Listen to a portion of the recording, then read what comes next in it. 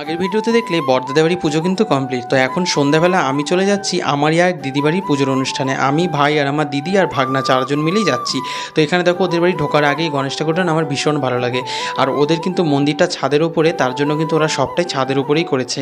আর এখানে দেখো ঠাকুরগুলো খুব সুন্দর, মানে খুবই সুন্দর। আর এই বিশ্বকর্মা ঠাকুরের চূড়াটাও কিন্তু সোনার, মানে সবগুলো ঠাকুরের গায়ে গয়না সব কিছু সোনার, মানে এত ভালো লাগছিল দেখতে, কি বলবো, মনে হচ্ছিলো যেন সত্যিকারের ঠাকুর বসে আছে। তো যাই হোক, এখানে দিদির সাথেও দেখা হয়ে গেল, আমরা একটু গল্প করলাম। এখানে দেখো এই প্রসাদগুলোর আয়োজন করা হয়েছে, আর প্রসাদগুলো খেতে কিন্তু দুর্দান্ত হয়েছিল। এখানে ছিল ভুনা খিচুড়ি, লাবড়া, পনির তরকারি, মিষ্টি, চাটনি আর পাঁপড় ভাজা। আর চাটনিটা দিয়ে পাঁপড় ভাজাটা খেতে না হেভি লাগছিল। খাওয়া দাওয়া সেরে আমরা আবার এখানে একটু বসলাম। তো বসার পরে ভাবলাম যে না, বাড়িতে ফিরতে হবে, কারণ বাড়িতে অনুষ্ঠান আছে। তো এখানে আবার রাস্তায় প্রসাদ বিতরণ করছিল, আমাদেরকে বলছিল হেল্প করতে, কিন্তু দুর্ভাগ্য আমাদের তো আবার বাড়ি ফিরতে হবে, বাড়িতেও লোকজন আসবে, ওখানে জেঠু বাড়িতেও যেতে হবে। তো তারপর আমরা দিদিদেরকে টাটা বের করে দিলাম। ভিডিওটা যদি ভালো লাগে অবশ্যই লাইক করে চ্যানেলটা সাবস্ক্রাইব করবে। দেখাবে নেক্সট ব্লগে।